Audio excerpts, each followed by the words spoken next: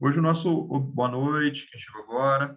Hoje o nosso objetivo é tratar daquilo que eu falei ontem, né? Os conceitos e aproximações a respeito das lutas, né? O que que são lutas, o que que não são lutas, né? E que diferença faz a gente falar do que é e do que não é luta, né? É, E aí a gente começa a separar algumas coisas, né, que frequentemente se fazem algumas confusões. Boa noite, Tabata. Se fazem algumas confusões a respeito, que ao longo da aula eu posso ir falando a respeito. Eu pretendo terminar a apresentação de hoje, terminá-la hoje mesmo, para que nas próximas aulas nós possamos falar de outros temas, né, porque eu realmente gostaria que essa disciplina rendesse bastante, principalmente na turma de vocês, né. Vamos lá, então. Eu vou abrir aqui a minha apresentação, pessoal. Deixa eu só localizar minha janela de internet aqui. Achei. Está todo mundo visualizando minha página aí com essa palavra lutas bem no meio?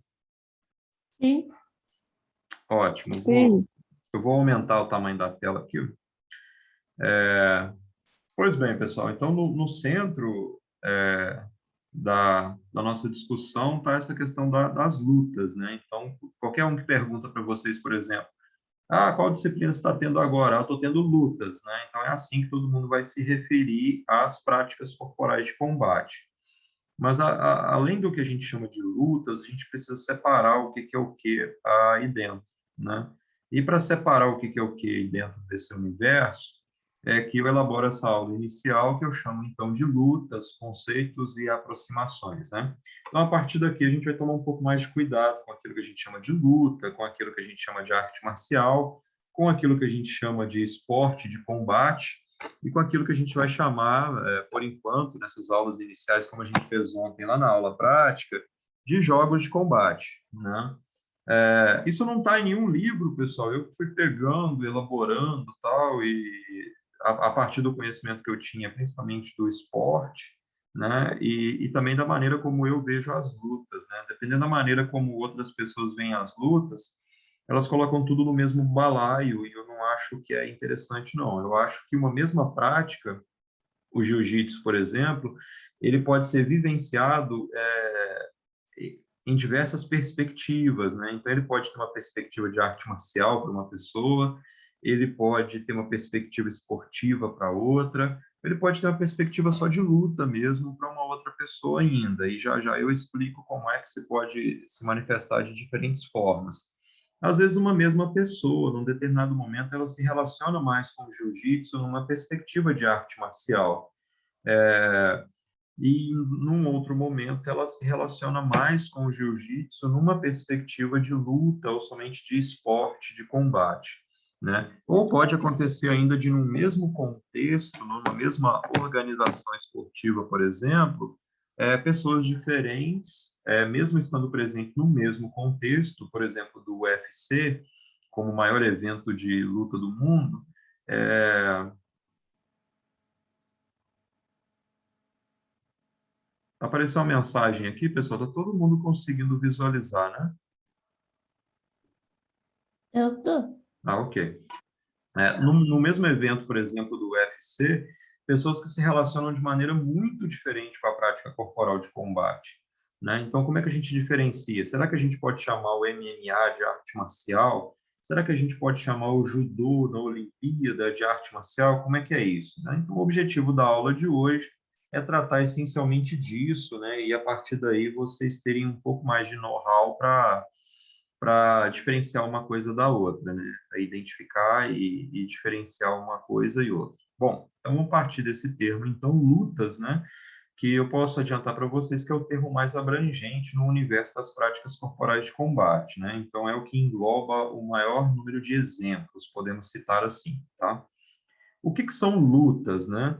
Podem ver aqui que esse conceito que eu utilizo está com a referência de Brasil 1997, que é dos parâmetros curriculares nacionais. Eu acho que esse conceito é muito bom, né? Esse conceito é bem interessante e eita, ele pode nos ajudar aqui um pouco a,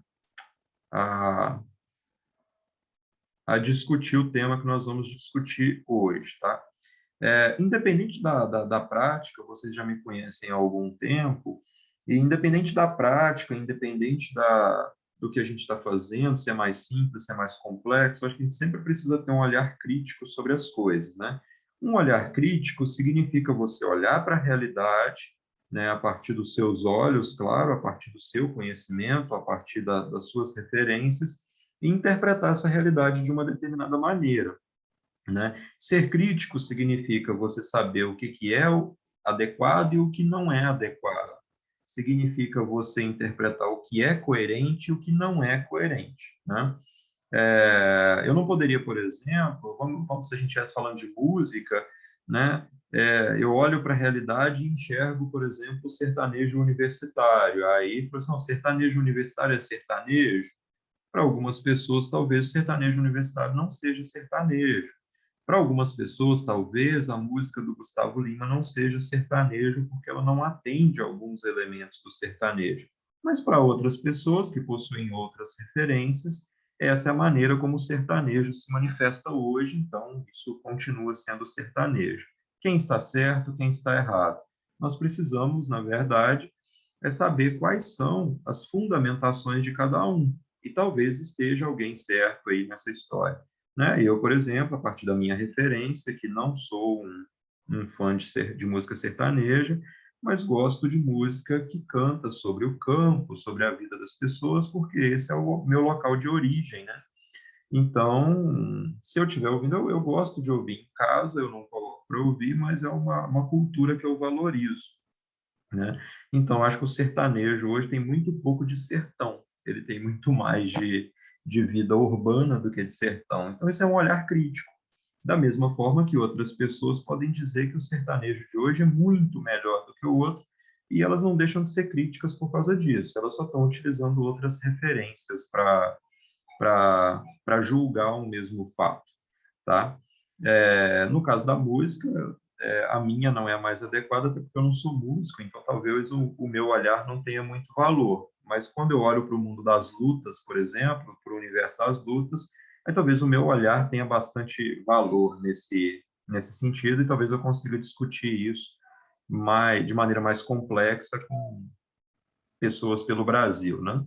É, Esse conceito, então, né, para conceituar lutas, né, vamos ler esse conceito, as lutas são disputas, né, em que os oponentes, né, pode ser dois ou mais oponentes, tá, devem ser subjugados, né, devem ser vencidos mediante técnicas e estratégias, né, de desequilíbrio, contusão, imobilização ou exclusão de um determinado espaço, na combinação de ações de ataque e defesa.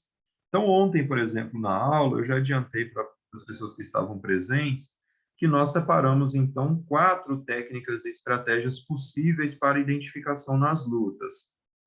Desequilíbrio, né, que são aquelas formas de luta que buscam derrubar o oponente, mas aí o conceito de derrubar é bastante amplo, tá? Por isso a gente vai trabalhar com a ideia de desequilíbrio. Tem que desequilibrar o outro, né? Não necessariamente derrubá-lo quando ele está em pé. Às vezes o desequilíbrio é feito quando o sujeito está de joelhos, né? Quando ele está em outra posição, ou até mesmo tirá-lo da posição, como no caso da luta olímpica, por exemplo. Aí aparece o segundo, né, que é o contato, que é contusão. Nós temos diversas formas de luta que trabalham com essa técnica e estratégia. Por exemplo, o que a gente mais vê na televisão é o boxe, né? O MMA também trabalha com isso, o boxe chinês trabalha com isso, o karatê, o taekwondo. Eu não gosto muito da palavra contusão, eu acho que ela não é completamente adequada para. Então, eu, por conta própria, acrescentei a palavra contato. Então, eu sempre vou colocar aqui contato contusão. Mas como eu faço uma citação literal aqui, eu precisava obedecer a regrinha aqui, né? Então, vamos entender isso aqui como contato contusão. Por quê? Quando um lutador de boxe acerta um jab, um direto no oponente, necessariamente ele quer causar contusão. Ele quer estabelecer um contato, né? Batendo forte ou batendo fraco, ele vai pontuar do mesmo jeito, tá? Ah, mas o árbitro pode interpretar como um golpe contundente, ou seja, um golpe capaz de causar contusão. O árbitro pode. mas eu já vi muitos lutadores que vencem a luta só estabelecendo contato, né? Então, cada vez que eu encosto, eu marco ponto. Eu não preciso gastar toda a minha força em cada um dos golpes para que isso vá valer ponto e me faça vencer a luta. Agora, se eu consigo estabelecer contato e ainda causar contusão a ponto de eu eliminar o sujeito da luta, melhor ainda, né? No Taekwondo, por exemplo, a gente já utiliza, a gente não, né? Os lutadores utilizam sensores, né? Então, tem um sensor, por exemplo, numa espécie de meia e na luva do lutador, e outro na proteção peitoral, né? No colete e no capacete. Então, quando a mão ou o pé se conecta com o colete e a cabeça, é, isso é assinalado, né, pelo sensor, pelo computador, né, isso é identificado e é assinalado um ponto para o lutador que efetuou o golpe.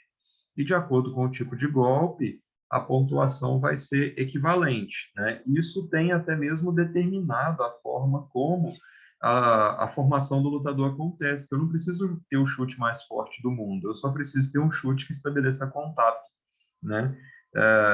O que tem sido, inclusive, questionado por alguns mestres do Taekwondo, porque até que ponto o Taekwondo continua sendo efetivo num combate corpo a corpo, se alguns tipos de chute visam exclusivamente estabelecer contato, né?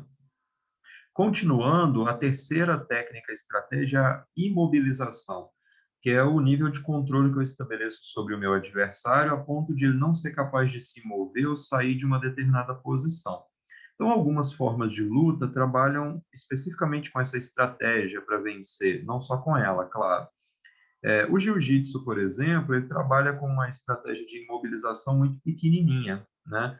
Você tem que segurar o oponente numa posição por 3 segundos para ganhar uma pontuação, seja quando eu derrubo, seja quando eu coloco o joelho na barriga, seja quando eu assumo uma montada de frente, uma montada pelas costas. Então, se eu consigo controlar meu oponente por míseros 3 segundos na posição, eu já ganho a minha pontuação, né?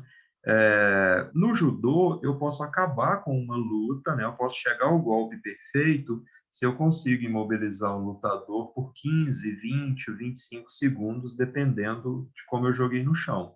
Então, se eu joguei o meu jogador no chão por um Yuko e seguro ele por 25 segundos, eu venço a luta por Ippon, que é o golpe perfeito. Mais tarde a gente entende isso, só estou colocando agora como exemplo. Se eu projeto o meu oponente de lado, né, no caso de um Vazari, e seguro ele por mais um tempo no chão, então eu tenho uma combinação boa para o golpe perfeito, que é o Ippon, né, a demonstração de controle máximo do oponente. Né? E se eu tentei projetá-lo no chão, não deu muito certo, mas eu seguro ele aí por 25 segundos, então eu consigo a minha pontuação. A Mayra Aguiar, né, lutadora brasileira, ganhou uma medalha olímpica com isso. E, por último, também a luta olímpica vai trabalhar com essa estratégia de imobilização, tá? Embora em cada luta a natureza da imobilização seja um pouco diferente. E, por último, a exclusão de um determinado espaço. Então, eu tenho principalmente uma forma de luta que vai trabalhar com isso, que é o sumô, né? Então, o sumô eu venço a luta quando eu coloco meu adversário para fora. Se eu faço meu adversário tocar o solo fora da área de luta antes de mim, então eu venço a luta, né? É, as formas de luta, de forma geral, elas não vão trabalhar com uma única estratégia dessa. Com exceção, por exemplo, do boxe, que busca essencialmente o contato, e o contato pode ser forte o bastante para desequilibrar, mas o objetivo não é desequilibrar. Eu não tenho técnicas no boxe que visam derrubar o oponente. Eu apenas busco estabelecer o contato e que seja um contato mais forte possível, tá? Ontem ficou muito evidente, né, nas nossas experiências da aula prática, dos jogos de combate, a necessidade de eu combinar ações de ataque e defesa, né? Eu não posso pensar exclusivamente no ataque ou exclusivamente na defesa, porque isso não me garante vencer a luta. Tá? Então, esse aqui é um conceito de lutas, né? esse conceito vai ser muito útil para nós compreendermos as diversas práticas corporais de combate que existem. Só que, será que esse conceito serve para designar toda a prática corporal de combate? Então, creio que isso seja um pouco restrito demais para a gente designar tudo o que existe no universo das práticas corporais de combate. Alguma dúvida sobre esse primeiro conceito, sobre essa forma como as lutas são descritas?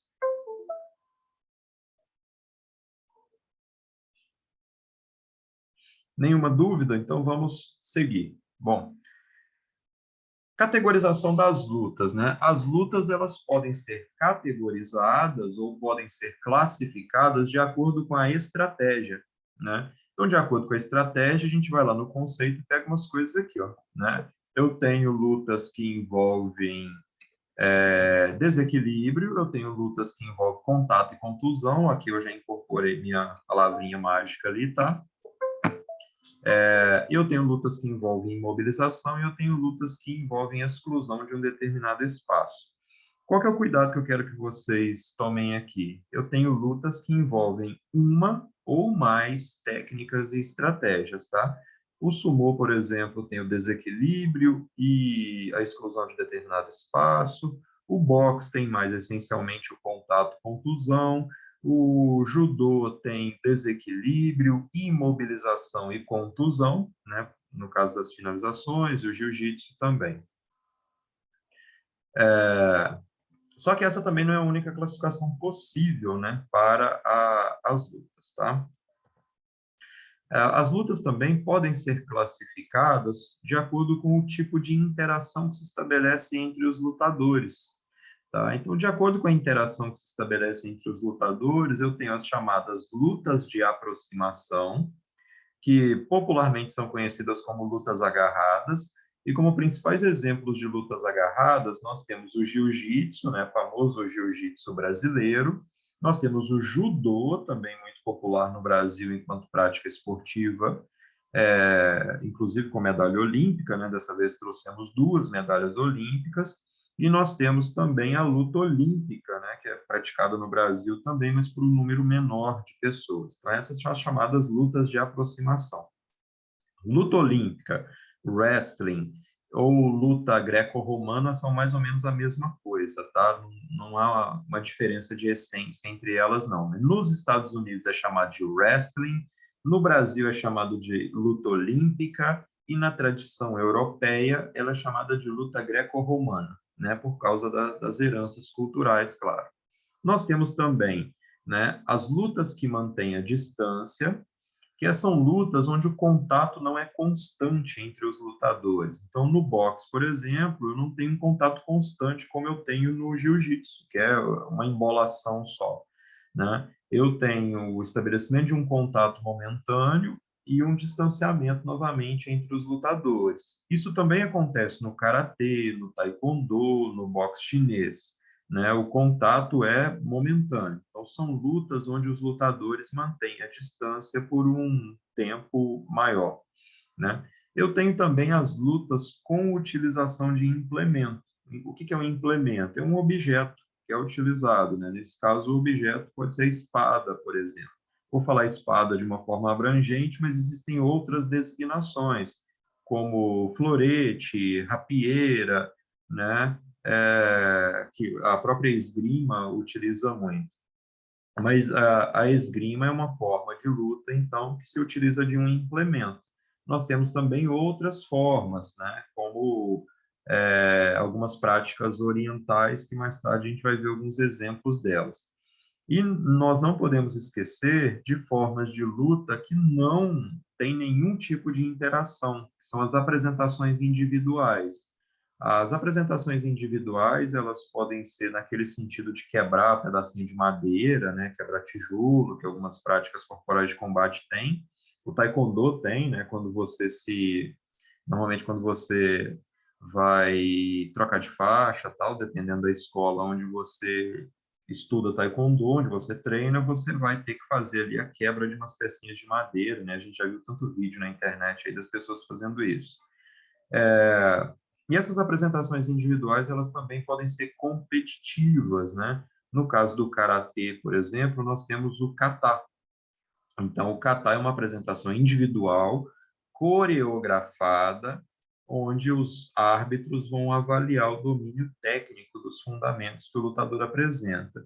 O Kung Fu, né, que na China o pessoal chama de Wushu, né, e que no Brasil veio para cá como Sandá, mas é uma versão esportivizada apenas, né, não tem muito a ver com aquele Kung Fu que a gente viu na televisão, principalmente no cinema oriental, né. Sugiro vocês assistirem O Tigre e o Dragão, talvez seja um dos melhores. Diz que agora vai ter um outro aí também que é bem legal, que vai ser feito pela Marvel, né? Como um braço lá da Marvel, então parece que está bem legal. Nessa forma, então, de apresentação individual, os lutadores se apresentam com espada, com lança ou com outras formas de implemento, né? Para estabelecerem uma competição. Como, né, nessas formas de combate, então aqui eu tenho três formas possíveis, né? Então, no centro da imagem aqui eu tenho o jiu-jitsu, né? O lutador de branco aqui aplicando um triângulo no lutador azul, né? Se eu não me engano é o Roger Grace que está aqui nessa, nessa foto embaixo. Então, é uma luta agarrada, né? Se estabelece o contato o tempo inteiro. No canto superior direito aqui eu tenho o Taekwondo, né, como uma forma de luta que mantém a distância, né? Então está aqui o lutador tentando estabelecer o contato do pé com o capacete. E essa sapatilha que é utilizada pelo lutador e essa luva é que vão conter os sensores, né, que vão dizer se houve o contato ou não. Então, não dependo do olhar do árbitro para dizer se eu estabeleci contato ou não. Agora, tem os sensores que também são colocados nessa proteção peitoral, né? E no capacete. E aqui no canto inferior esquerdo, eu tenho a esgrima como uma forma de luta que se utiliza de implemento, né? Na utilização do implemento, então, eu não consigo diferenciar qual tipo é esse aqui, né? Porque a esgrima, então, tem espada, florete e rapieira. Representa, então, essa ideia da utilização do implemento, tá? Um golpe bem colocado aí do Taekwondo, né? O Taekwondo tem como característica os chutes, né, como principal marca, embora seja previsível também a existência de golpes com a mão, né? A gente chega agora no conceito de arte marcial. Será que o conceito de arte marcial ele se diferencia do conceito de luta? Então é uma coisa a vermos agora, né? Então o conceito de arte marcial, pessoal, ele figura o contexto aqui das práticas corporais a partir da noção, né, e de metáfora de guerra, né? Pois essas práticas derivam de técnicas de guerra, né? Então, o que que isso quer dizer e no que isso é relevante para nós? Além dessa metáfora da guerra, nós temos também a ideia de que uma dimensão ética e estética, ou seja, os valores ligados a essas práticas, ela é mais destacada do que no mundo das lutas, né? E isso vai ser identificado pela própria nomenclatura de arte, né? Identificada como uma demanda, né? Então, o ser humano precisa disso, é uma demanda expressiva, inventiva, imaginária, lúdica e criativa. Então, é uma necessidade do ser humano se expressar dessa forma. A gente pensa assim, o ser humano precisa se expressar fazendo guerra? Não é bem assim, tá? Nós já vimos, né, muito, eu imagino que vocês tenham visto tanto quanto eu, que a ideia de uma prática corporal de combate, principalmente as orientais, ela não surge com o intuito de agressão ao outro, mas principalmente nos filmes que a gente vê a respeito do Kung Fu, qual é a característica central? O Kung Fu surge como uma forma do sujeito se expressar, então é quase como se ele estivesse dançando. Mas esse autoconhecimento sobre o corpo e sobre as características do corpo e do movimento faz com que esse sujeito também desenvolva uma capacidade de se defender, caso seja necessário. Então, nós vemos em muitos episódios o praticante do Kung Fu se posicionar no sentido de não violência, até que não é mais possível não se envolver no conflito, né? Então, para se defender a vida, né, proteger a vida, ele é obrigado a se envolver. Como é que a gente pode definir isso e explicar isso em miúdos para vocês?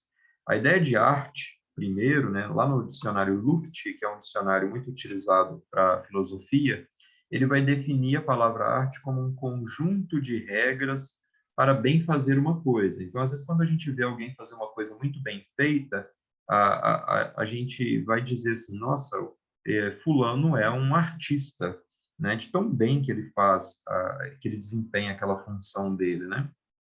Então, o bem fazer uma coisa, ou uma habilidade, ou perícia com que se faz algo, né? Ou seja, o sujeito é muito habilidoso. Atividade criadora que expressa de forma estética sensações ou ideias. Então, o sujeito não simplesmente faz um sapato, né? Ele transmite uma ideia a partir do sapato que ele faz.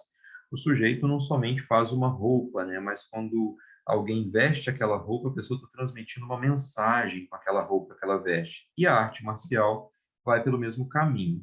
Então, dessa forma, né, a Rufino e a Darido, elas vão dizer que o nome arte marcial está relacionado com questões holísticas, né, que envolvem o equilíbrio homem-natureza, filosóficas, por exemplo, abrangendo outras concepções de corpo e movimento, diferente daquelas atribuídas à terminologia das lutas, né?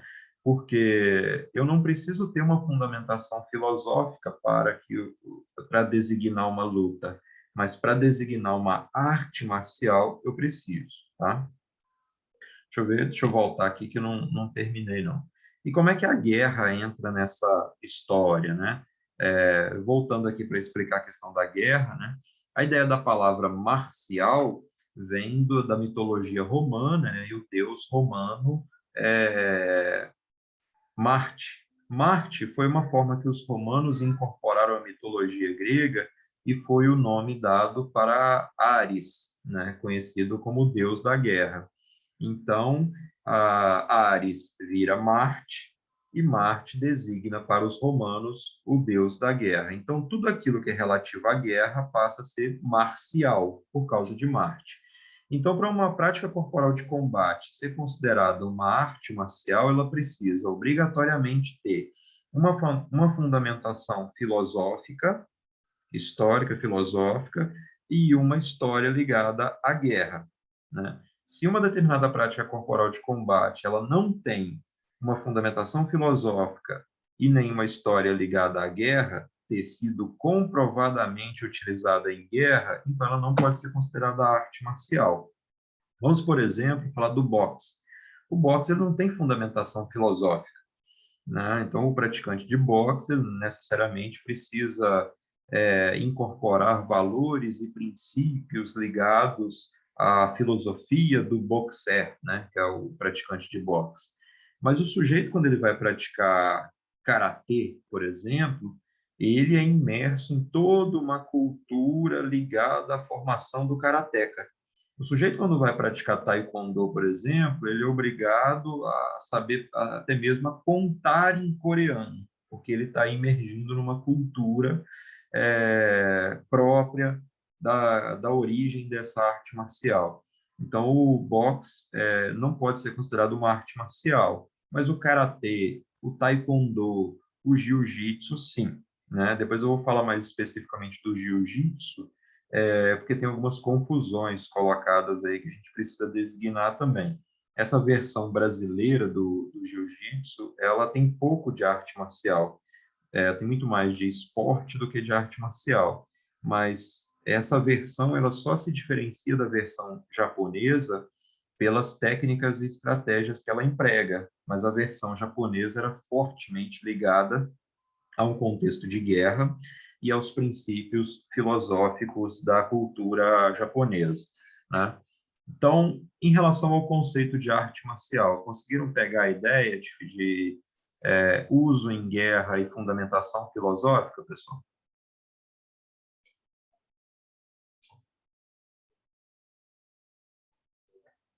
Dúvidas? Beleza, então, vamos continuar, galera.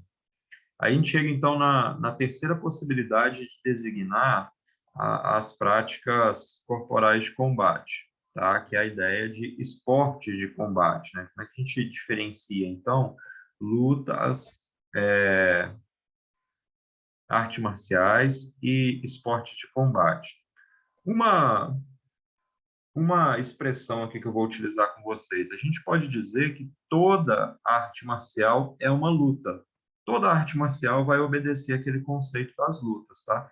Mas nem toda luta é uma arte marcial. Nem toda luta tem fundamentação filosófica, nem uso em guerra, tá? A gente fala assim, e a capoeira? A capoeira é o quê? A capoeira é uma arte marcial. A capoeira tem uma fundamentação filosófica muito forte, né? O significado até mesmo da roda de capoeira, e ela comprovadamente foi utilizada num conflito, né? Que é o conflito entre escravos e senhores de terra, né, em que os escravos lutaram pela sua liberdade, né? O número de escravos era tão grande que a gente tem que considerar isso um contexto de guerra, tá? E que durou muitos anos. A ideia de esporte de combate, né? Como é que ela entra nessa história? Primeiro, o Correia e Franchini, os dois autores, eles vão definir uma outra possibilidade também, que é a ideia do termo modalidades esportivas de combate. Então, nem toda luta, nem toda arte marcial foi esportivizada. Algumas são mais esportivizadas do que as outras, tá? Nós vemos algumas práticas corporais de combate que são muito esportivizadas. O judô, por exemplo, foi muito esportivizado, ao ponto de ele perder suas próprias características de arte marcial, se é que um dia ele teve, né? Agora, recentemente, vocês acompanharam a Base Nacional Comum Curricular, ela traz a questão dos esportes de combate, né, como uma categoria de esporte existente. Então, ou seja, lutas é um universo diferente de esporte de combate, porque essas práticas, essas modalidades esportivas de combate, elas são explicadas muito mais pelas características esportivas do que pelas características marciais ou de luta, né? Vamos lá. Essas modalidades esportivas de combate, então, elas podem ser explicadas como uma configuração das práticas de lutas. Então, são as lutas organizadas de maneira esportiva, das artes marciais e também dos sistemas de combate sistematizados em manifestações culturais modernas. Ou seja, uma prática milenar como o karatê, por exemplo, ela é apropriada pela instituição esportiva e ela passa a se manifestar como uma prática esportiva, né? Então você vai ter a Confederação Brasileira de Karatê, você vai ter a Confederação Brasileira de Taekwondo, você vai ter a Confederação Brasileira de Jiu-Jitsu e por aí vai. E modernas, né, porque o esporte é em si um fenômeno moderno.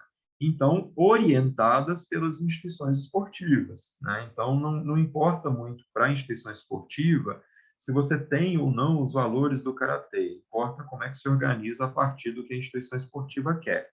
Em comum, as lutas, as modalidades esportivas de combate e as artes marciais possuem um universo amplo de manifestações antropológicas de natureza multidimensional e complexa. Ou seja, nós não podemos explicar todas as práticas corporais de combate a partir de um único olhar, né? Porque os significados são muito diversos, dependendo do lugar do qual se fala, dependendo de quem fala, dependendo do momento histórico do qual se fala.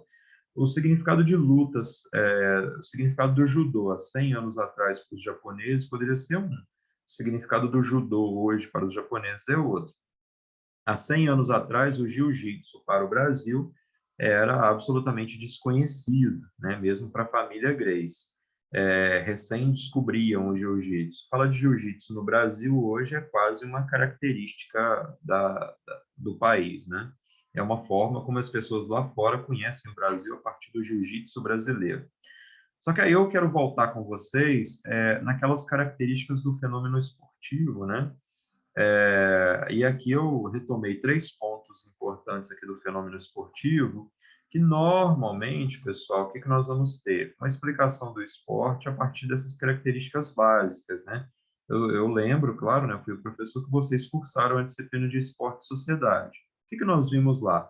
Que nós podemos explicar o esporte a partir de características superficiais, baseadas na institucionalização, ou seja, você tem federação, confederação, universalização das regras, né, ou seja, a regra que vale aqui vale em qualquer lugar do mundo, e também pela formalização das regras. Normalmente essas regras vão estar expressas na forma de um código, que é obedecido por todo mundo, né, que são as chamadas regras oficiais. Só que nós vimos lá na disciplina de esporte e sociedade que a gente não pode compreender o esporte somente a partir dessas características básicas, né? Porque existem diferenças entre uma modalidade e outra, por exemplo. E aí nós vimos lá com Barbante 2009 que o esporte depende das condições na qual a atividade acontece, depende da orientação subjetiva dos participantes, depende, inclusive, das motivações internas e externas do praticante. Baseado nisso, pessoal, nós temos que levar em consideração, então, o conceito do Mark Júnior, para a gente definir o que é esporte e o que não é. Então, o que é o esporte? O esporte é uma atividade polissêmica, né? Polissêmica por quê? Polissêmica é aquilo que tem mais de um significado. Então, o esporte para um sujeito que vai no estádio assistir uma competição, ele pode significar uma coisa. O esporte para o atleta que está lá dentro competindo pode significar outra coisa. E o esporte, para quem está em casa assistindo, pode significar uma outra coisa. Por exemplo, né? Quando eu assisto um jogo de futebol, por exemplo, que tem prorrogação, na Eurocopa, por exemplo, era maravilhoso, né? Porque eu queria que desse prorrogação, pênalti, tudo, porque eu queria prolongar o espetáculo, porque era um espetáculo de qualidade. Mas o torcedor que está no estádio, ele não quer isso, ele quer que a equipe dele vença, né? E cada torcedor aí se posiciona da sua maneira e tem a sua maneira de torcer, de vibrar pelo sucesso ou não da equipe, pelo desempenho da equipe de forma geral. Para o jogador que está dentro de campo, aquilo ali é um trabalho, então a vida dele, os seus ganhos financeiros dependem do sucesso ou do fracasso dele. Então ele pode ganhar muito dinheiro se ele é vitorioso, ou ele pode ter até mesmo seu salário reduzido a partir do ponto em que ele não consegue ter um desempenho muito bom. Então, entre trabalho, entre essa torcida apaixonada que o torcedor do estádio faz, e eu que sou telespectador em casa, que fico torcendo para que o espetáculo dure o máximo possível, né, que eu só quero entretenimento, existem muitas diferenças, e embora todos nós estejamos reunidos em torno do mesmo fenômeno, que é o futebol. Essa prática ela é institucionalizada, então isso se mantém, claramente ela se organiza a partir de instituições. Na Olimpíada agora a gente vai ver principalmente o Comitê Olímpico Brasileiro e o Comitê Olímpico Internacional como instituições, né? Ela é regrada e competitiva, então a competição é uma marca do esporte, não dá para a gente falar do esporte sem competição. O que a gente pode falar é que às vezes o resultado é mais importante, às vezes o resultado é menos importante, mas a competição está sempre em evidência, né? O esporte é um fenômeno histórico da humanidade, tá? Então ele acompanha a humanidade já há um bom tempo, e ele é construído e determinado a partir de contextos socioculturais muito diversificados. Vamos falar, por exemplo, esporte no Brasil significa uma determinada coisa, né? Então, um jovem pobre no Brasil, ele vai ver a possibilidade dele ser esportista como uma forma de ter ascensão social, né? Como uma forma dele ter fama, dele ter prestígio, né? Mas esporte, por exemplo, na Europa, pode significar uma outra coisa, né?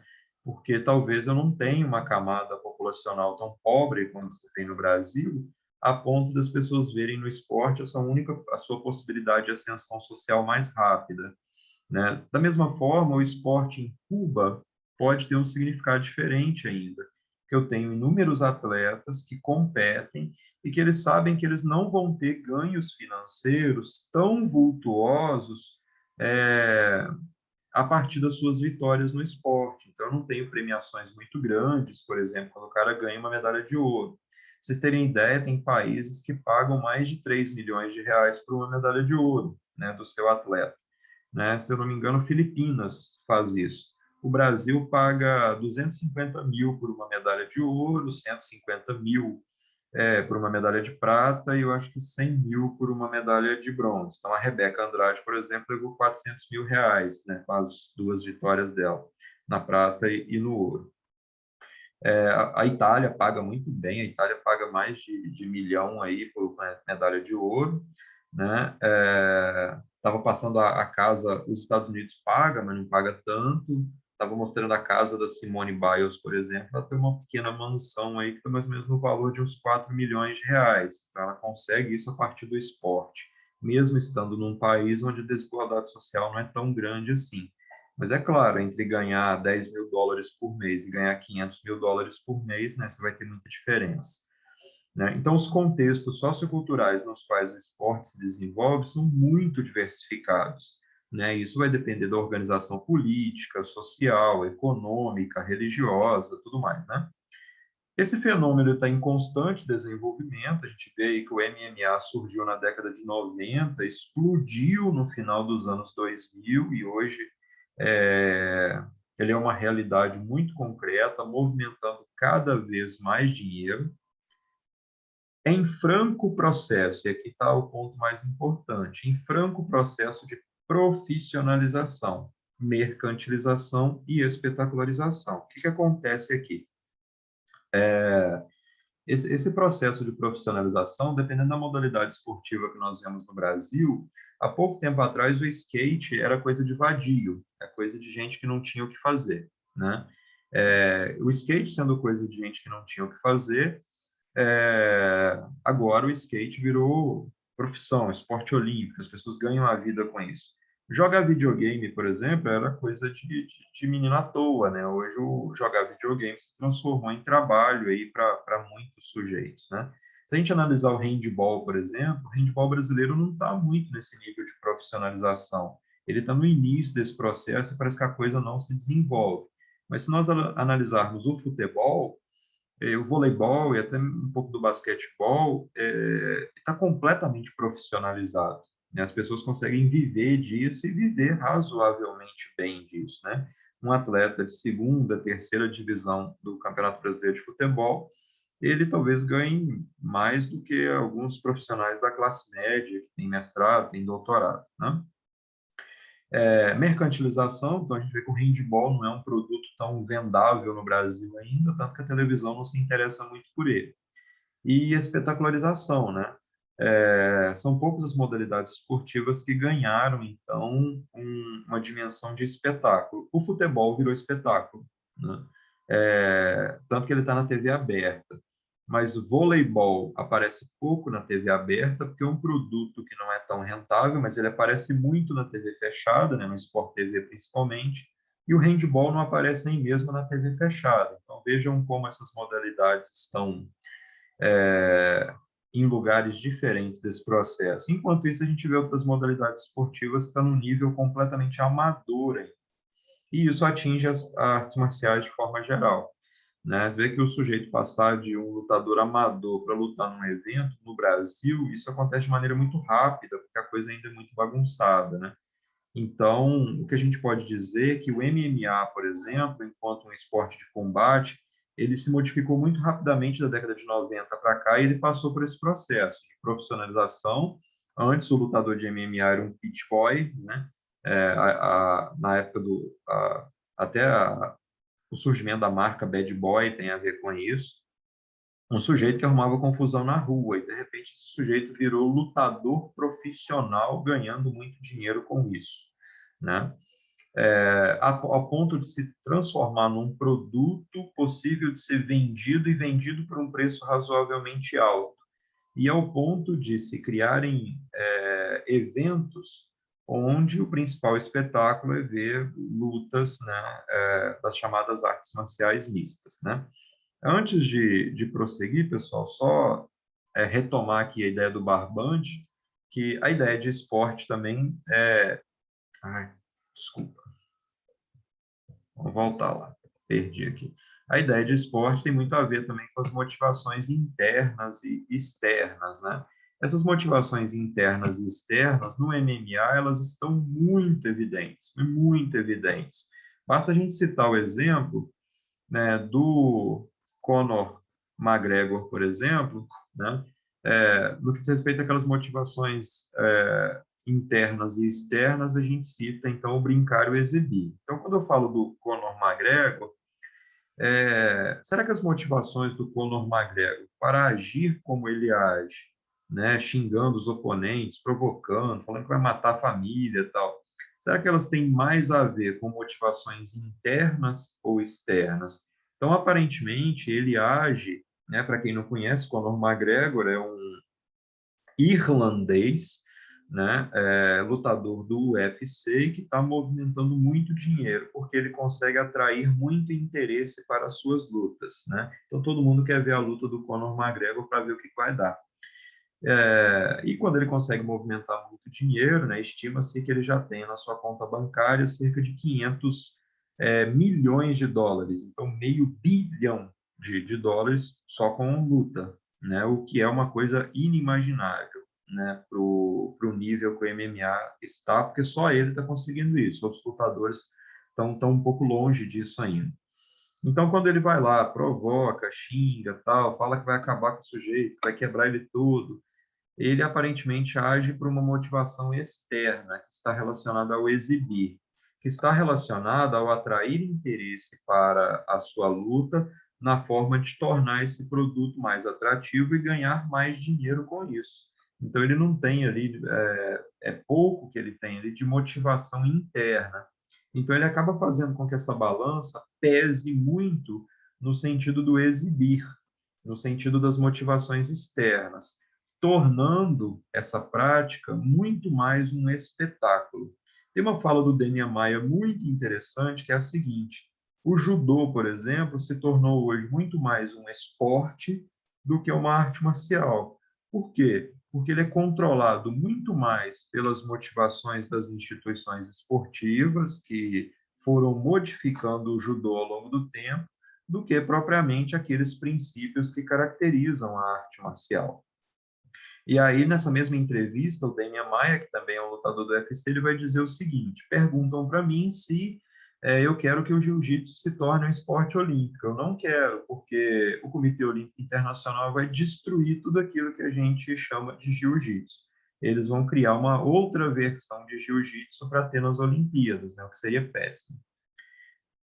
Por último, pessoal, a questão dos jogos de combate, né, também como uma prática corporal de combate, né, eu trago aqui uma definição do Huizinga, né, de que jogar é coisa séria, né? Tem gente que se dedica a estudar os jogos, então, tentando entender por que essas práticas são tão importantes para o ser humano. Então, um autor que passou anos pesquisando isso foi o historiador holandês Jor Huizinga, e ele, tentando entender por que homens e mulheres se envolviam com jogos, ele escreveu um livro chamado Homo Ludens, né, que é de 1938, onde ele define três características para os jogos de combate, né? Perdão, que ele define três características para definir aquilo que a gente chama de jogo. E aí, eu vendo isso, eu peguei essa característica, então, para designar o que a gente pode chamar de jogo de combate, que é uma versão pedagógica das lutas, né? Uma versão em que eu posso simplificar a experiência das lutas a partir do controle, né, das regras, manipulando as regras a ponto de ser possível as pessoas vivenciarem isso a partir da escola.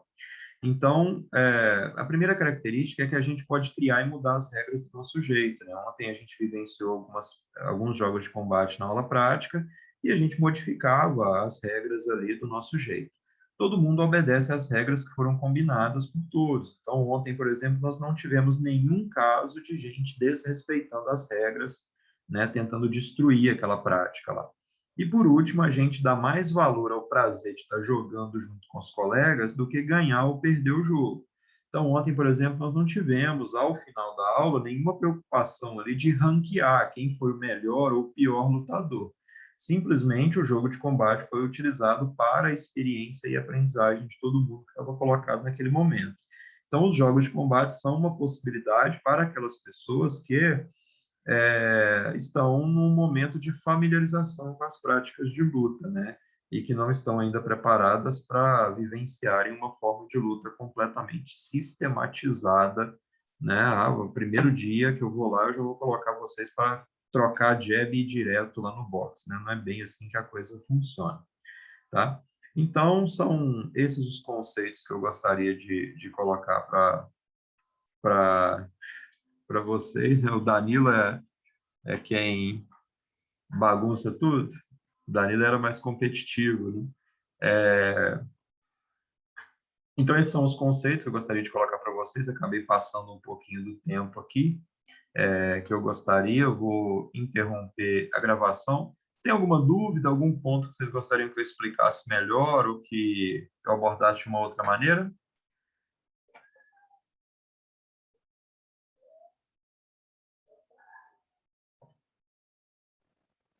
Então, ok, pessoal. Qualquer coisa, eu ia fazer uma brincadeira aqui, eu poderia ser mal interpretado. Esse momento, então, depois a gente vai olhar para essas outras formas de luta, né, que a gente vai vivenciando pouco a pouco, e, e vai classificando elas de acordo com essa abordagem conceitual que eu apresentei aqui. Ontem eu falei na aula prática que ia pedir uma tarefa para vocês para a próxima aula. A tarefa é assistir um documentário, e eu vou colocar o documentário lá nos conteúdos, tá? Vou fazer um linkzinho da página que quando vocês clicarem já levam direto lá para o YouTube. Aí na nossa próxima aula na nossa próxima aula teórica, nós vamos discutir aquele documentário que eu vou colocar lá para vocês. Ok, pessoal? É só assistir o documentário, tem 50 e poucos minutos, tá bom? Então, Ok. galera, ótima noite para vocês e até a próxima, viu? Valeu.